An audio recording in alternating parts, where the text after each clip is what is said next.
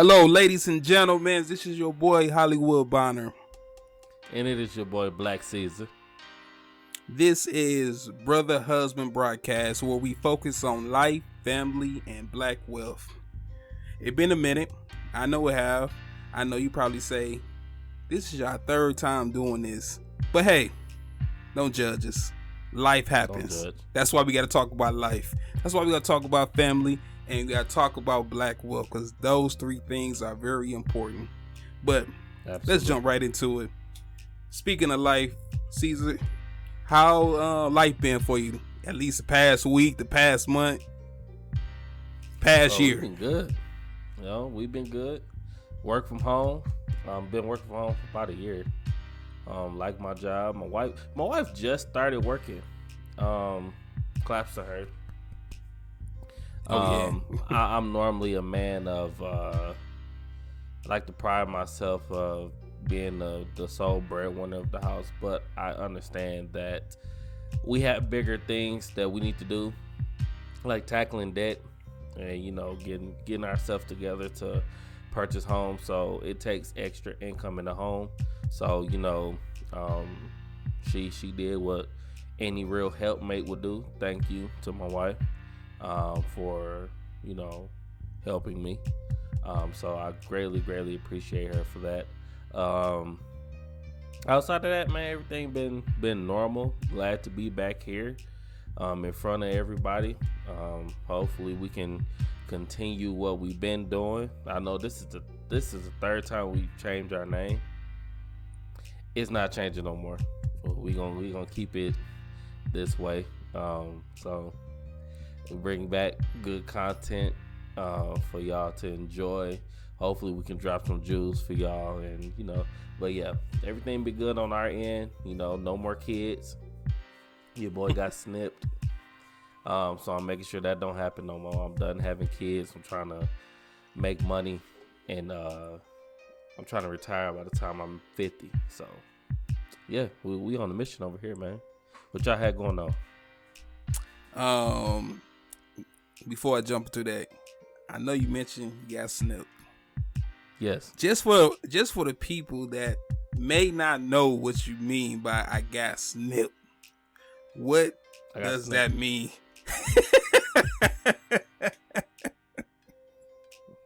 I got snipped. I got snipped. Okay. He got snipped. No more kids. I understand.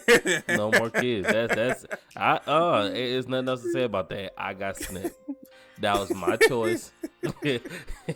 you know how the women said my body, my choice. Yeah. That's how I feel. My body, my choice. It was my choice. I knew what I was going to do. I knew what I signed up for. I don't want no more kids.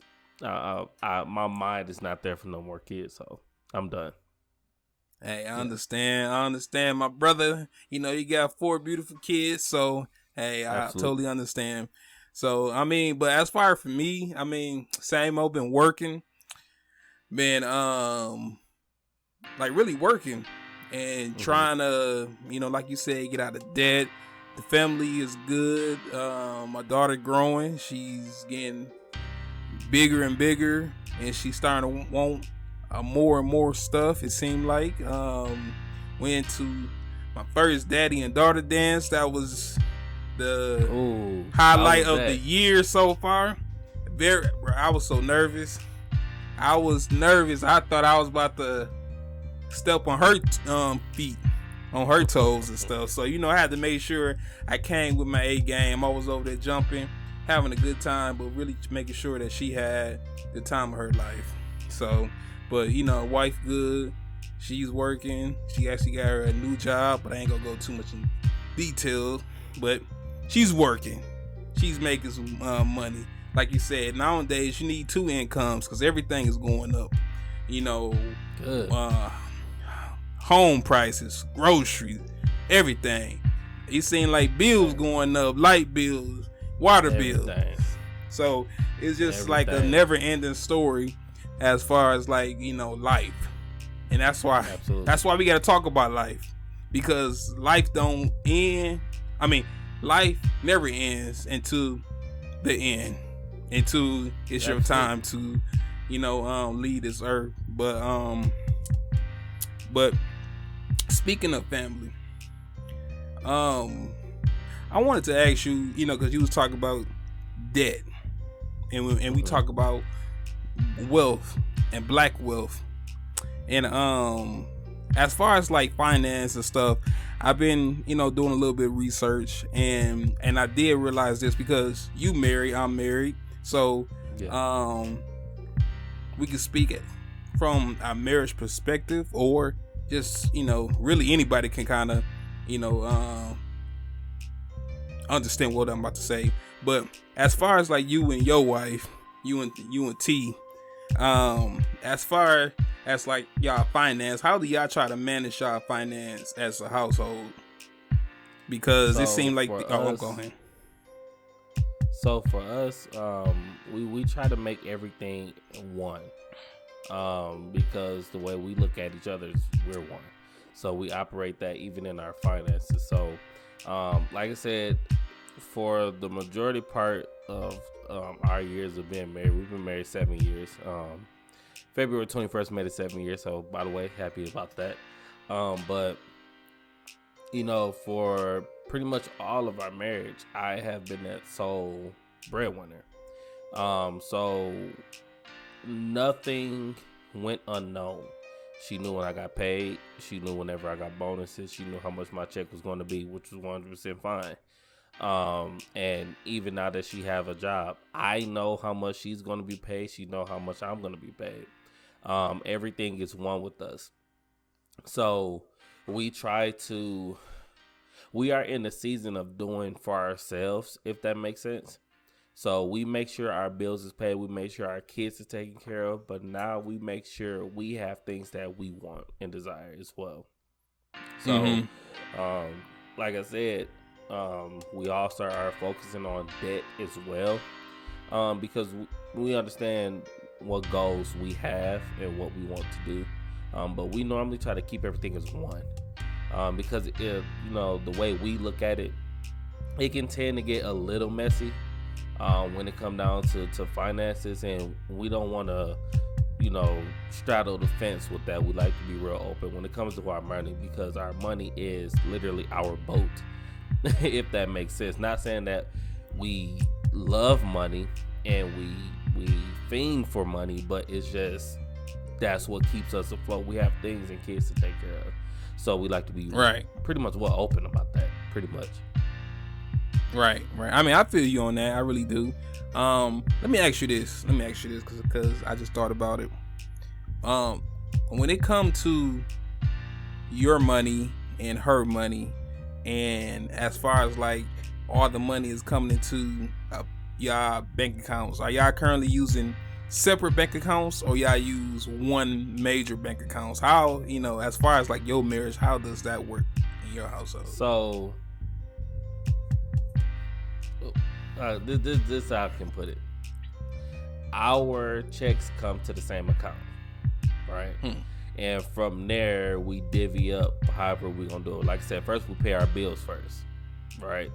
But if some money's going to our credit card, we both have access to our credit card bank account. We have access to savings and checkings. We both have different checkings, but at the same time, we're both allowed to get into each other's checkings, if that makes sense. So we have multiple cards, but literally everything is one. Whatever I have access to, she have access to.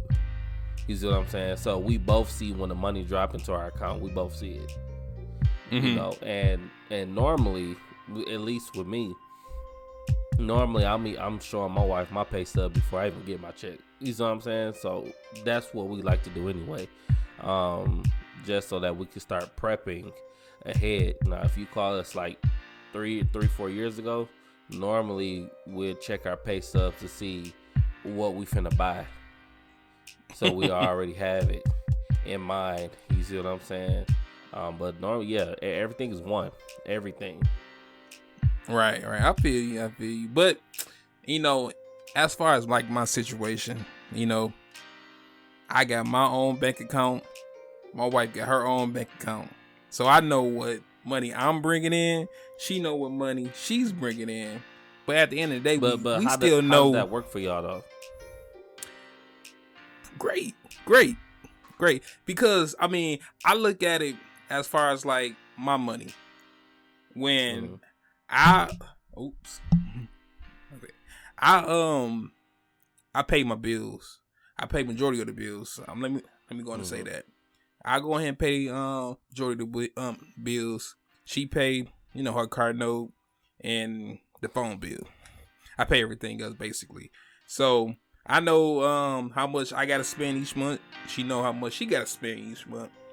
But like I said, I got it in my own bank account. So all the money that I got left over, I know how I want to divvy up my funds. So if I want to go out and I don't know, buy some shoes, I'm gonna go out and buy some shoes and stuff. And so sorry to cut you off. Like so does that give you a sense of individuality? So like you don't have to answer for nothing that you do because you made sure your priorities was done first before you did anything. Like what ultimately I'm asking, like what does that give you? Like what type of satisfaction does that give you in your marriage? The sense of I don't gotta argue about what I'm about to spend the money on. I ain't gotta ask her, can I spend $50 or buy this or buy that? Because like I said, like everybody marriage different, everybody is different. But at the end of the day, everybody know what works for them and what works for their marriage and what works. So how I do things is, yes, I don't want to put my money in my wife's account because I don't feel like I should ask or because in my situation, I know that could start an argument because like the reason why I feel like it will start an argument because if I want to go out and buy something, let me go on and buy something. But if she feel like you starting to spend some a little bit more than money, even though we are one at the end of the day, what's hers is mine, what mine is hers. And but at the end of the day also people still have that sense of I brought in about $300, $400, $500, $600 more than you did, but you spend about $400, $500, $600 more than me.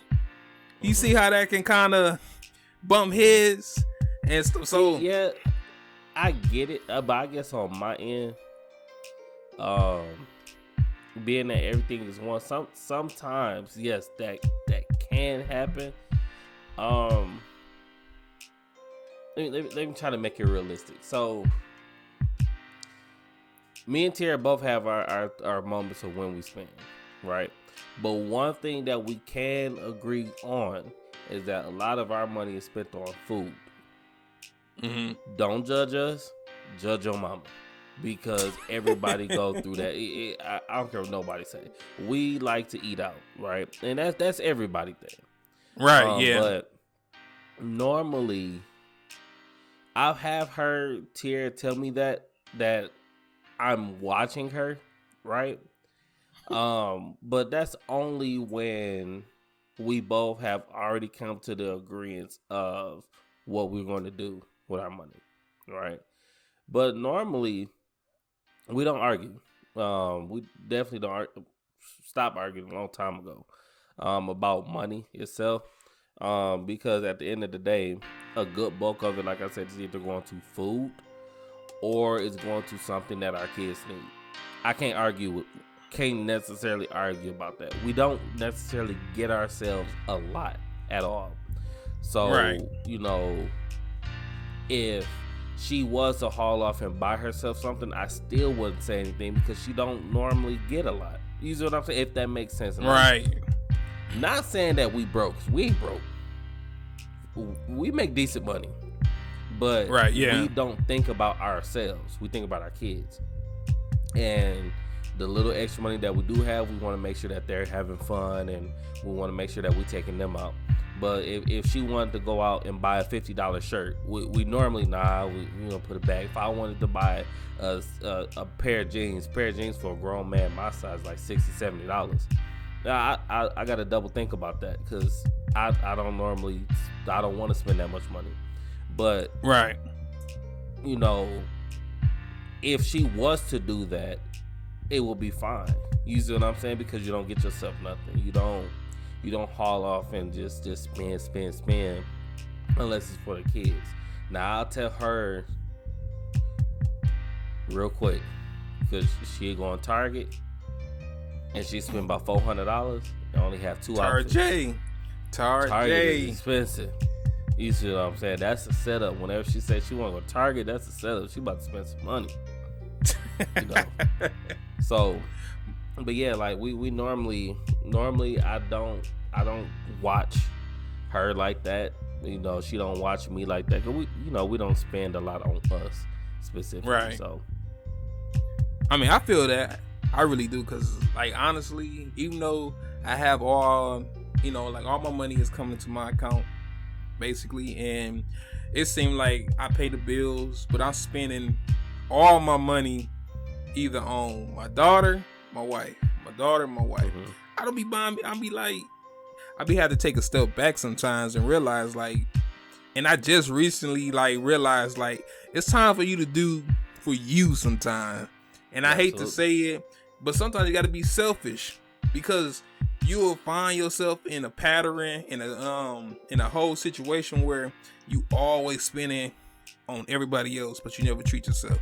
Man, I'm working all these hours. I need some sense of let me spend something on me sometimes.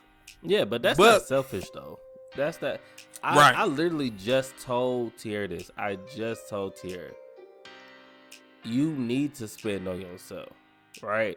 I feel, because me and Tierra Christian, Tierra believe in gifting people money and things of that nature and spreading the love, whatever.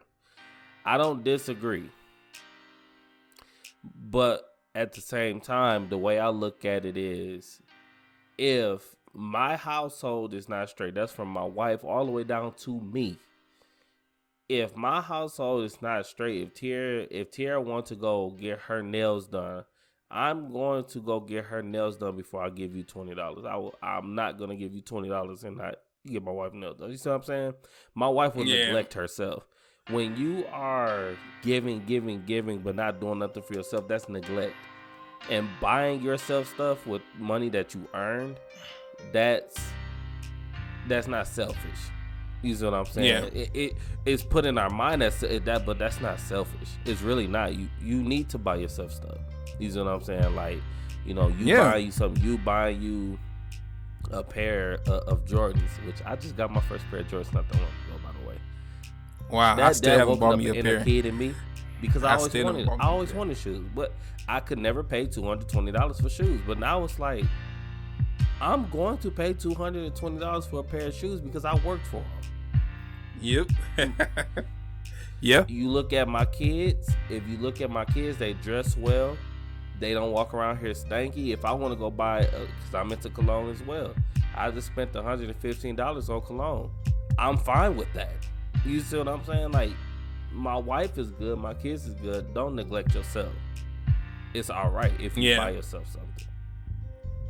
Speaking of buying, since we on that, kind of talking about that, they say 1 out of 3 people hide what they buy from their husband or wife just because they don't want to start an argument. And I know in your situation that everything come into the same account, like, she know what's in and out basically and stuff. So what is your thoughts really on when people have to go around and, let's just say, for example, if you want to go on and buy you a pair of Jordans, but Tierra ain't gonna like it, so somehow you just snuck it and buy it, but when they find out, they don't want to, you don't want to tell her, like, I just spent $200 on that and stuff. I mean, like, what is your really, like, thoughts on that type of situation? Well, in a situation like that, I think it depends on the type of buyer you're dealing with. Because now you do have people who will, for example, you just bought the last 6 pair of Jordans that just came out every month after month after month. Grown man I'm a size 13. You know what I'm saying? Men's normal size is what, 10, 11? Yeah. Around grown man, the average size is 10, 11. You're paying $200 for Jordans. That's the issue. You see what I'm saying? So it's like, it depends on how often the person is buying. Now, when you got a serial buyer, normally, it's like this. You lie when you fear something, right? You know how this person feels because they've expressed to you a dislike. If you have to go around hiding purchases, you know you are unnecessarily spending money. And it's not that you're buying yourself something, but it's the fact that you are purchasing too much. You are doing too much. And if you have something, let's just say like your husband, your spouse or whatever tells you, hey, we trying to save for a house. We need to hold off on them Jordans. We need to hold off on them shoes. Hold off on the purses a while till we get our house. And you're still spending? No. You know what I'm saying? I feel like you only have to hide it when you know it's wrong. Yeah. I mean, but I've been in some situation where, you know, I may have bought something and I just know like my wife, I don't feel like hearing her mouth. I don't feel like coming and trying to explain myself. And really, I don't need to explain myself, but I just don't want to explain myself or try to like, okay, yes, I bought this. So what? You know, it ain't that deal. But like I said, we be sometimes put in that situation where we sometimes can't control ourselves. And we just, you know, go out and make that purchase. And now we already know in the back of our head that our significant other will be pissed because we spent some unnecessary money where we could have used that money for something, what they would say, and you know, something that would be more useful with the money. Because so do that give you buyer remorse? It ain't buyer remorse. Is I don't feel like arguing. Like I'm gonna buy. You know what? That's I'm gonna buy this, and I know I'm gonna have to argue about me buying this. So, but I really want it. So it is what it is. I'm just gonna take this one, deal with the argument. We gonna get over it at that point. Wow. But wow. Okay. Okay. But I understand though. I understand. But as far as like finance, you know, like finance and marriage, because that's really a main issue when it comes to marriage, and that's one of the top issues that most people get a divorce outside of cheating and other stuff. But most people get a divorce because of finance, and let me ask you this,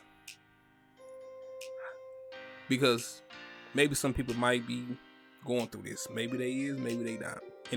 And I just thought about it.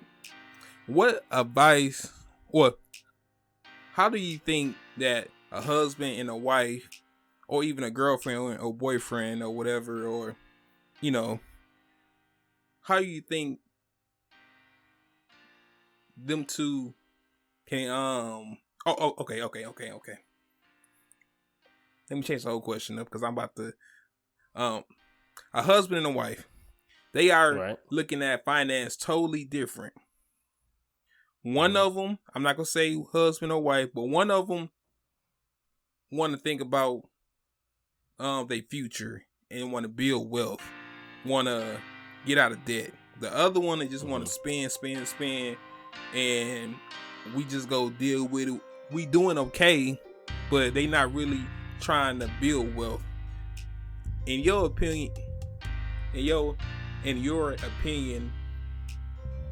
what would you think you would tell someone or tell a married couple if they going through that? Like one person want to build wealth, the other person not really. So you have a mismatch of ideologies when it comes down to money. Yeah. And do you think that can? I'll say find a common ground. I'll say find a common ground. Because it's tough because then you have to go back into with that particular marriage. How are y'all income settled? Do y'all have the same accounts, or do y'all have separate accounts? Because in my head, right, I can only see that working well if you have split accounts. Because y'all can never come to a common ground. That person's going to end up spending way too much, and it's going to cause issues between the two, right? Versus if they have separate accounts, I don't have to mind about what you're doing, right? Especially if the man is the one that's not the spender, right? He can still put his money aside to make sure that their family is straight while she's spending. And the only thing that he can do is he can fuss about it all he wants, but there's not much he can say because they're in a separate account, just like, you and Candace there. But it's kind of hard to say, but I feel like they need to find a common ground. Like, or whoever it is can get creative. The one who don't spend as much, you can get creative. Like you see, your spouse buy a lot of this is so random. Pillows, pillow tops, stuff that go on couches. For some odd reason, wives are so into that. I don't know why. They'll buy like a $40 pillow that's gonna get flat in 2 days. You see what I'm saying? But you can see she's buying every spring, every fall, whatever. She's buying more and more pillows. Hey, we're trying to save for this house. We get a new house. We get a bigger couch. We can afford more pillows because we got a bigger couch. You see what I'm saying? I think the person will have to get creative to get that person on their side to understand a common goal there. Because if not, if y'all don't have a common goal, then there ain't much you can do. That person's just gonna keep spending and spending and spending. So I think it'll take a little work to get the person who spends a lot to that mindset of we have a bigger goal in mind. And spending is just going to make everything worse. So, yeah. Or the couple can just take a finance class. Pay $200 for a finance class. Go to a community college and take a finance class. Use it as a date. Be creative. Say, hey, I'm taking you on a date, and you take them to a night class. You see what I'm saying? So right. Yeah. That's kind of hard though. Right. I mean, I totally understand, and I do agree, because if, as far as like, the husband and wife, if y'all can't come to a common ground to try to figure a solution, especially when it comes to building wealth, I don't think y'all can really get to the next phase in your life of being financial free. But I also feel like if, say the husband or the wife is trying to build wealth, or in the other word, the husband or the wife don't really care to build wealth, I feel like that's when y'all start to separate, because one trying to go upward, the other one is just trying to either stay still or bring you down. So do you think that kind of play a factor in people just say, okay, you know what, we are in two different lanes, because you don't want to at least meet me in the middle to want to do better for us and our family. You rather just stay still and be complacent and want to just basically live paycheck to paycheck. Do you think that's is the main reason why people get a divorce when it comes to finance? Yeah. That's definitely one right there. That's a real good one. But I will say this: that's in front of everybody who's watching. I don't care how you feel about this. That's not a reason to divorce. And my money reasons is not a reason to divorce. In my opinion, I'm just gonna put that out there. It takes a lot of communication. And with a situation like what you said, where you got one person who want to achieve better, but you got one person who want to be stagnant, it's a deeper underlying issue there. You just can't talk about money. Seeing the money problem, that's just the fruit. Now you got to look at the tree and the roots to that tree. What happened? Why are you like this? You see what I'm saying? So, just like me, for example. I literally just told Tierra, and I kind of had to check myself with this. I literally just told Tierra once she got me those $220 shoes, right? You just awoken in something in me that I've always wanted Jordans. I never had them, right? The shoes that I had growing up, I had Shaqs and ones. You get both of them at Walmart for $10 growing up. You see what I'm saying? Yeah. Fubu's, I wore those. You see what I'm saying? So, being that kid who had those type of shoes, I finally get some Jordans that ain't hand-me-down. These are brand new. These is mine. Man, I almost about lost my mind. I was finna buy another pair that next week. You see what I'm saying? So it's like, you gotta go back to, in a way, what was the issue? Like, what was your childhood like? Because to them, well, to you who want to do more, you may look at that person that's complacent, but realistically, this person is living the best they ever lived. They can't see past this. You see what I'm saying? So it's like, it's not a reason to divorce. I can see the frustration, but it will never be a reason to divorce. You need to see why exactly they want to be that complacent. And I totally agree again, because basically, what you said, and I just thought about it. That's for trauma. When we growing up, we deal with so much trauma. When we a baby, to a kid, to a teenager, to adults, we deal with different type of trauma. And I realized something. A lot of people haven't really dealt with their trauma. That's why they be so complacent and they be content where they at in life, because they mentally at the place to where I made it, and I don't think I could get higher than this. I don't think I could go farther than this. I don't think I can achieve wealth. I don't think I can be a millionaire or whatever and stuff. But I'm happy. I'm happy to where I'm at right now. And that right there really just popped in my head, trauma. And it's crazy.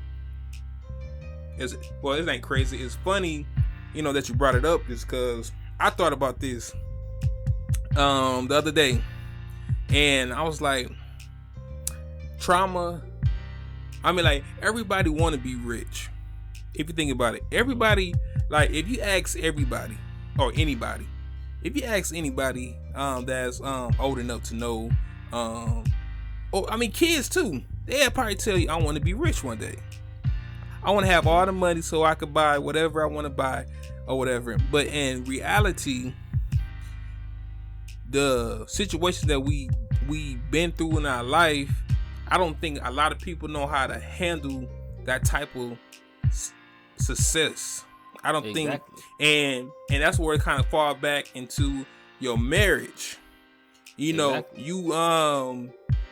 marry her, her, or you marry him, and they haven't even dealt with the type of trauma that they have been when they was a kid or growing up, and they don't know any better. A lot of us don't know any better. It's because if you think about no, go ahead. Oh, my bad. I often just say, if you really think about it, everybody say, if I had $1 million, I would be so much better off. But reality, would you? No. You wouldn't. I seen this thing where this dude said some people don't have the mental capacity to manage $1 million. They'll spend it all. It takes a lot of responsibility, and when you go back to trauma, as crazy as it is, it's like let's just say a lady, right? You take a lady who you know that she have to have everything brand new. She gotta have the red bottom. She have to have the $300 perfume. She gotta have the jewelry, all of that.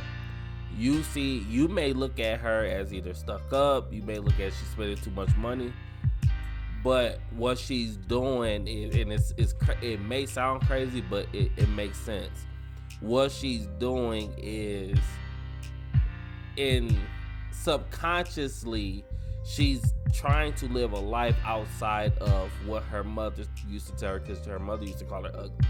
You see what I'm saying? Yeah. You don't look. You see, it's like you're combating with the child you to prove that person wrong. You see what I'm saying? So as an adult, you got the money now. You work it. You provide for yourself. Now you're going to spend this type of way because you never had it, and you was called this. And that's what trauma do.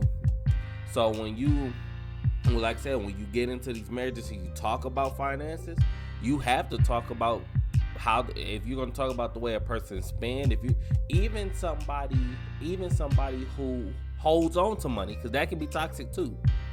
Holding on to money and counting it and not doing nothing with it, you could be one of those persons who watch your parents have it all but lose it, and now y'all, you see what I'm saying? So it's the trauma that comes behind of how you are, and on the flip of both ends of the coin, it can be toxic if it's not addressed the right way.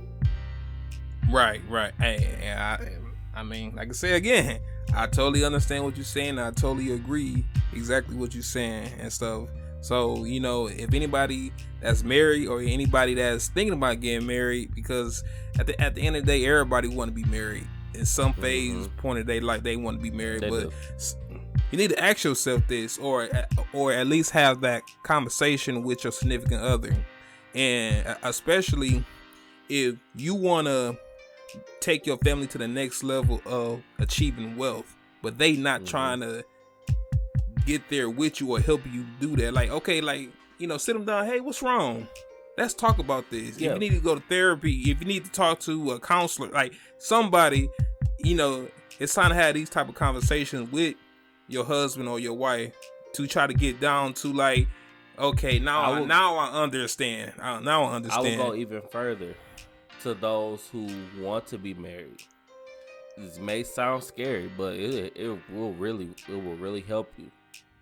Before you even get married, if you have to play a game of two-man spades, sit down at the table and put everything out. Everything that hurt you, everything that you've been through, put it all out before you get married. Y'all be 10 times better than a lot of folks who've been married for 30, 40 years and just now addressing their traumas. Yep. Because you can begin to actually work through. You see what I'm saying? That don't leave room for error. You see what I'm saying? So now I've told my significant other how I've been done this way as a child, or the reason why I act this way is because this here happened. Now the person, your spouse or your soon to be spouse, they have the choice to, okay, how am I going to help you now? So 10 years down the road, I understand if you're still making this, it's because you choose to. Not because you're dealing with the issue. We've already dealt with it. You're choosing to deal with it now. That's your fault. You see what I'm saying? So it saves a lot of issues, and it can help. Like literally, you get everything out off your chest well before you say I do. Don't even, men, and especially men, do not put a ring on your woman's finger until you address your issues, especially because you're the head of the house. You see what I'm saying? I say it from experience. If you don't, whatever demon that's in your head, it's going to run that same demon is going to run your home, and you don't want that. So as a man, is that all that keep stuff to yourself and men don't cry? That's bull crap. Don't hold on to no stress. That's why you have men out here killing themselves. That's a sad fact. You got men out here killing themselves in marriage because they hold on all that stress. You gotta let that go. So before you put the ring on your woman's finger, while you looking at her to be perfect, empty yourself out of everything that's wrong with you. Because if you don't, like I said, you gonna let whatever run your mind is gonna run your household too. So yeah, definitely that. All right. Yeah.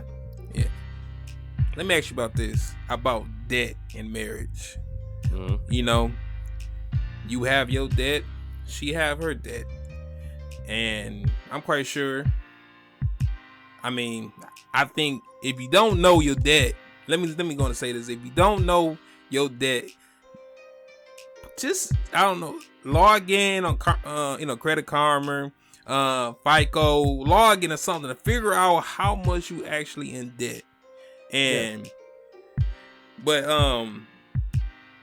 as far as like your debt going into a marriage, or I realize some people got married and didn't know their husband or wife had this much of a debt and stuff. Do you think debt really will hurt a marriage if it's not properly talked about or discussed or whatever? It's not like I said, because you got people. Okay, when you got people, think about this, and I'm gonna address the older crowd, because normally that's the older crowd. The younger people like me and Tierra, we know about each other debt because we've been together since we were 19. We've created our debt together, literally. Yeah. So for the older generation, the mid 40s, 50s, 60s, and 70s, you still got some 70-year-old Stellas out there getting her groove back. You still got Willie Earl out there trying to slang. So, we got those folks out there. But for the older people, I think that's more for them. They get married, they're on a second or third marriage, not realizing, oh, this person got debt just like I got debt. You see what I'm saying? And I kind of blame both parties. It's not just one person, I blame both. Now, the person who owned the debt, it's foul for you not to bring it up. But on the flip side of the person who don't own the debt, you got married to somebody and didn't ask them about their finances. Like, how are y'all talking and getting married without even talking about finances? That is crazy to me. Because it's probably more about the... It's more, hey. Yeah, I ain't gotta say. I ain't gonna say. Late night special. That Red Room special. Yeah, that's what y'all worried about. Yeah, see, y'all. You know what? Y'all here twirling private parts and not talking about finances. That's kind of their fault, and once you get married to that person, their debt is your debt. That's how it goes, and that's how I feel about it. And it may sound messed up to some people, but nah, you should have thought of that before you married that person. Now, if that person got a debt on the street, there ain't nothing I can do about that one. That's your debt. You got to handle that one. You out here borrowing money from them dope dealers. And them killers. Nah. We don't pay that type of debt. No. Hey, I understand, when me and Candace started dating, like I said, I was 19, I just turned 20. So I didn't really have that much debt at the time. But over the years and stuff, I'm in debt. I'm in student loan debt. Mm-hmm. I owe. Absolutely. I ain't ashamed to say I owe like $57,000 in student loan debt, and that was, of course, my me getting a college degree or whatever. But like I said, I have debt. She have debt, and I kind of have a sense of how much debt she have, and she kind of have a sense of where I'm at in my debt, because not only I got student loans, I got my car note and her car note in my name, in our name. So basically, that's on both for our credit. So that's just up there. But I understand, like, it could really hurt a marriage. It could really hurt someone from getting married, because some people don't have debt and they don't want to, like, well, I ain't really got that much debt. Why I want to take on your debt? So I think at the end of the day, you do need to have that conversation and talk to your significant other. Like right now, I'm in the process of trying to be debt free.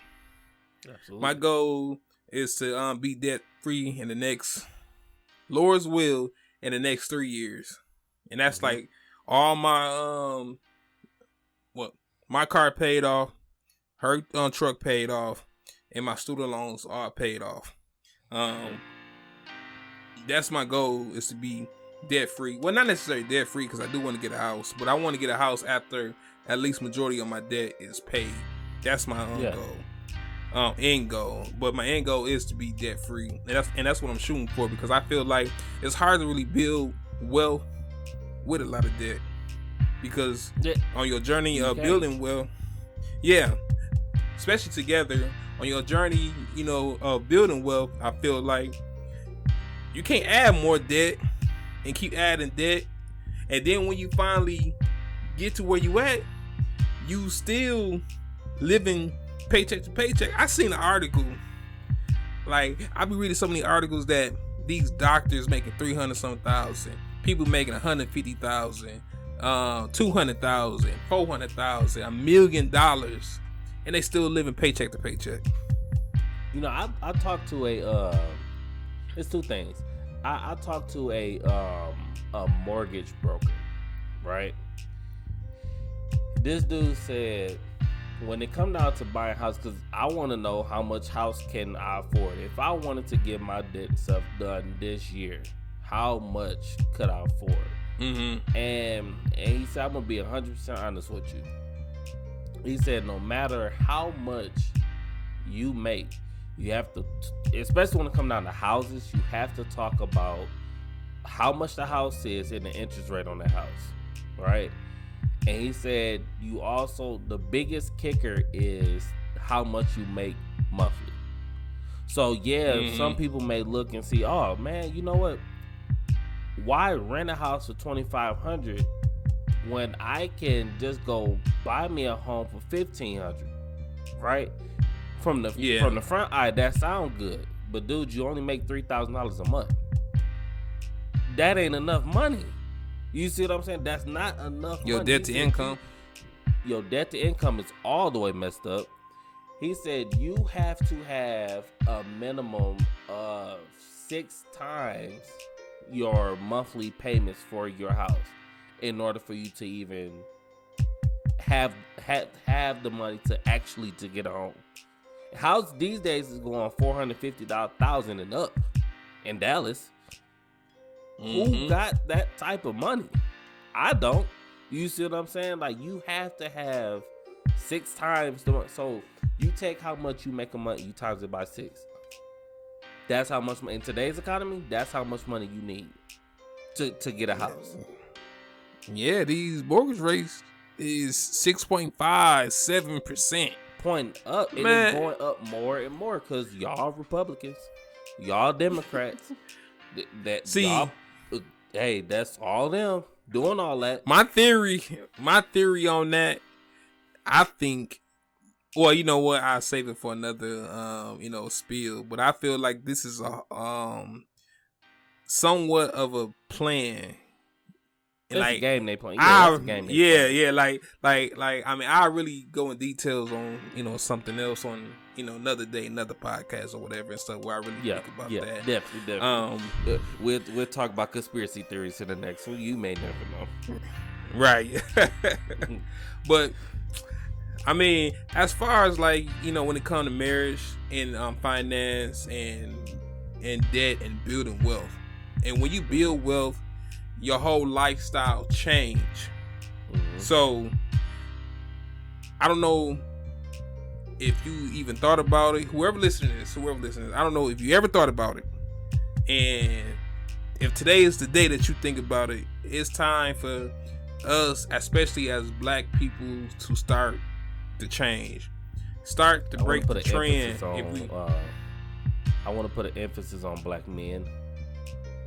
As men start coming back to the households, you know, when men start taking a rightful place in the homes like they used to back then, when black men decide to not be on the streets no more selling drugs and not running away from child support and having 10 different baby mamas, when men decide to be at home, I want to put emphasis on that. Sorry to cut you off, but I do want to put emphasis on that.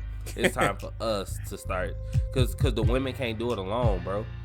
They can't do it alone. It takes us to come back. We have to come back.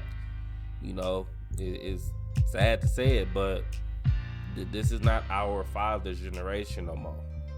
I know we learned from them, but we should have learned watching our mothers be single. So it's time for us to come back and redo the stuff that was done. But my bad. You keep on. Yeah, hey, I totally understand. But like I said, you know, it's time for a change. I'm in the process of, you know, changing, because I'm trying to build generational wealth. I want to be financially free. I have a 5-year and a 10-year plan that I'm on path of potentially hitting it before those deadlines. But I've got a plan, and it's time for you to sit down, make a plan, sit down with your husband, sit down with your wife, especially if y'all in debt, especially if y'all living paycheck to paycheck, because that's the worst feeling and stuff. And, you know, I'm not about to say like, oh, I don't live paycheck to paycheck, because yes, I do. I ain't saying like, I do have free, you know, but I still live paycheck to paycheck, you know, because I'm not where I want to be. So I think it's time for a change. You know, I'm in the process. I have debt. I'm the first to admit I got debt. My wife got debt, but I told my wife, it's time for us to go ahead and get our debt situated, because I'm trying to build a legacy for my kids. And before I can even get there, I need to go ahead and tackle this debt. I need to go ahead and pay these cars off. I need to go ahead, if you got credit cards, if you got personal loan, just start making payments, come up with a plan and different plans. I'm doing the little, you know, budget. I'm coming up with a budget, or actually made a budget, and I read something about a zero budget to kind of tackle the debt down, I'll probably go into that a little bit later. But yeah, like I said, it's just time to change. It's time to change. Hop on this journey with me. Absolutely. With us. Yeah, so go on and hop on this journey. So here's the thing.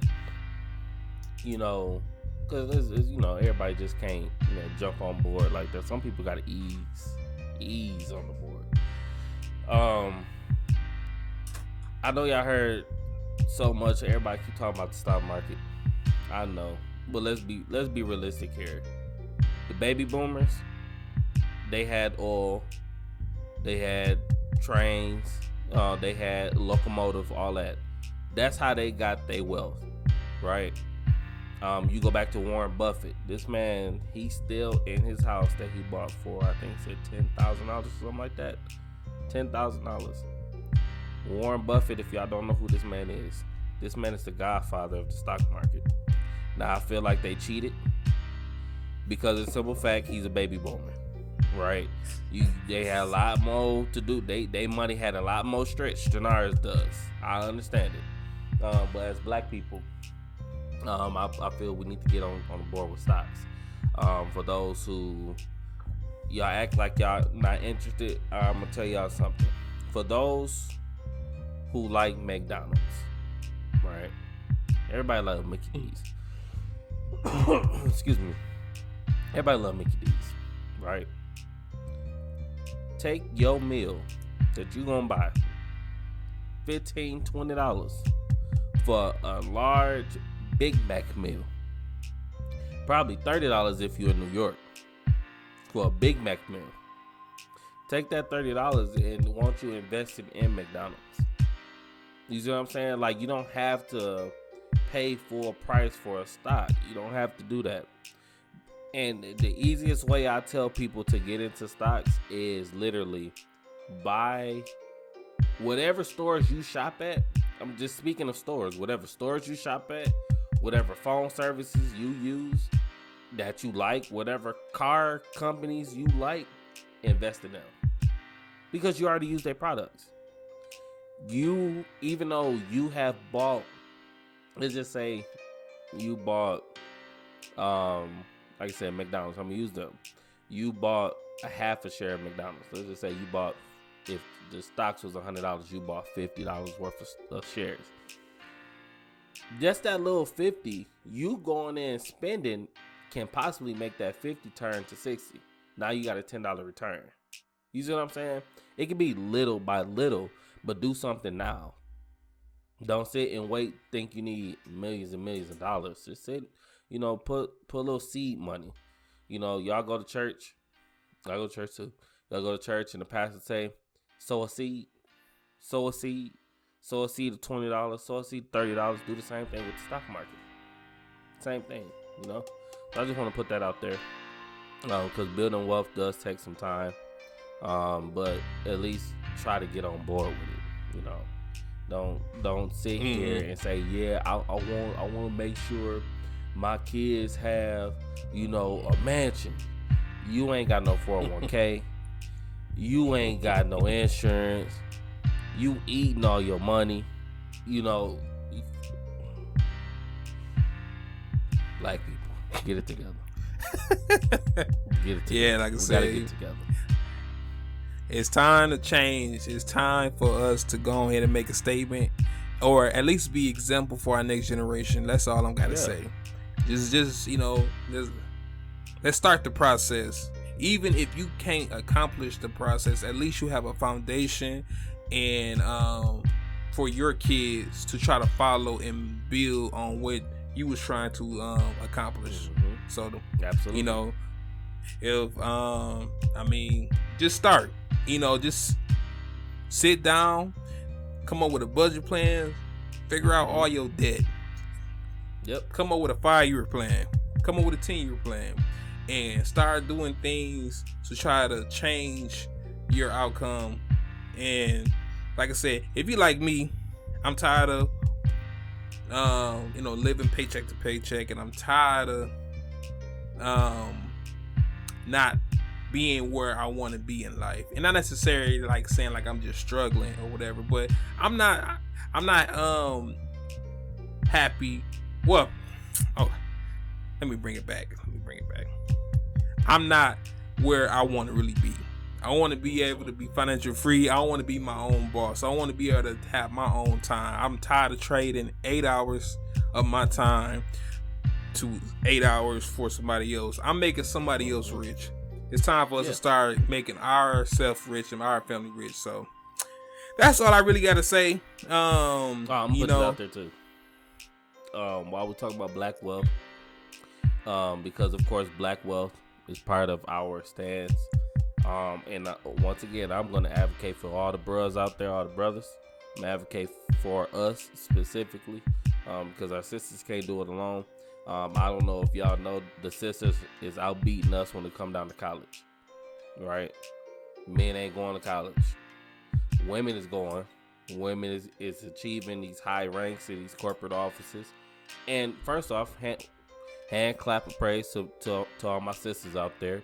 You're doing what you're supposed to do, but I do want to put this out there. Understand the game that was being played. Back when Martin Luther King died, they offered our mamas, WIC, food stamps. You could not have the man in the house. If you had the man in the house, then that means he was going to have to pay everything, which he should have been doing anyway. But he was going to have to pay everything. A lot of women opted out to have the man, but chose to get WIC and food stamps to Section 8. Right? Look where this has now led. The women pretty much are saying they don't need you. You see what I'm saying? And I'm not taking this I'm not saying it as a bad thing, but we have to come back to our house. We have to come back to what we own, and that is our family. And when we're talking about black wealth, start supporting your black brothers and sisters who own businesses. I don't care if they hot dog costs $20. Keep that $20 in the black neighborhoods. Keep that with us. I forgot who said this quote, but they said somebody told them, a Jewish man told somebody, he showed a $20 bill, and he said, "You will never see this $20 bill." And the guy got offended. It was a black guy. He got offended, and he asked why. He said, "Because I'm gonna take this $20 bill and go spend it in my neighborhood. It will never circulate in the black community or the white community or the Jewish. It will never circulate in the black, white, Mexican. None. It won't circulate in their communities. It's gonna circulate in mine." That's what we need to do. So, find you somebody. I know y'all love to support black people during Black History Month, but we black every day of the year. We gotta support each other and help build each other up. If you see somebody who's selling special, I don't care if they own a TV shop, go buy a TV from them. You see what I'm saying? Go buy a game system from where you probably stole it, but go buy a game system from somebody. Help us. Help us. You see what I'm saying? I had to throw that negative out there. Don't cut my head off. But seriously, man, we this is what we about. This is the purpose of Brother Husbands. I know we changed our name, but this is more fitting. We support life, family, and black wealth. This is us 100% of the time. Hey, right. And the last thing I really got to say is you got to live life. Living life, you have your family. But if you want your family to be living out of poverty and living a better life, you got to build wealth. So those three things come in hand. Those three things come all together in a full circle. Because when you build wealth, your whole lifestyle will change. So and your family that's why we got it. Family will change. Some family members will change and feel like, hey, what's in start acting, hey, I need this, I need that. But at the end of the day and stuff, it is what it is. So life, family, and black wealth. Remember that. Or if you're not black, life, family, and wealth. So that's all I got to say. That's all I got. Let's keep that, Life, family, and black wealth. That's what we got to talk about.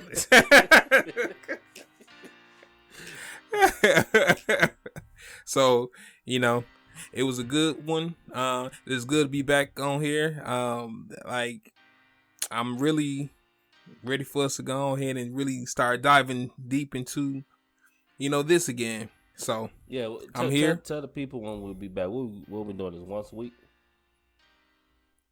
Yeah, we'll go ahead and just do it like once a week for now. Because like I said, it's life. Life always happen. Life be coming in, and we be like, we be having plans, but life. That's why I'm trying to be financial free, so I don't have to dictate my time and effort to try to fit what I want to do. We can give our time to y'all, and in that case, man, y'all heard me say support the black folks. Support what we got going on over here too. Like, comment, subscribe, and actually, I want to try to do something. Hopefully, we get some more viewers, some more likes, some more subscribes, and all of that.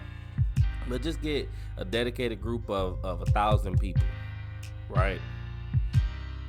All us start YouTube channels, and we all watch each other's stuff, right? That's gonna help us. I think 1,000 people will help literally each other get monetized and get the views up a little bit, and we can help spread out more. If we come together, we can do this. But until then, like, comment, and subscribe to our stuff. We hope you guys enjoy it. Like I said, we're gonna come back every week until the day we're able to put 2 videos out in a week. You know, we're doing a little bit better, right? So like and subscribe to us, man, and you know we're gonna try to make it a good one for y'all. All right, yeah, this is Hollywood Bonner. Like I said, join the train. The train is still there. Join the train and go ahead and start thinking about your life, family, and black wealth. And that's it for me. Life, family, black wealth, the main 3 in life. I love it. Amen. All right, catch y'all on the next one. Peace.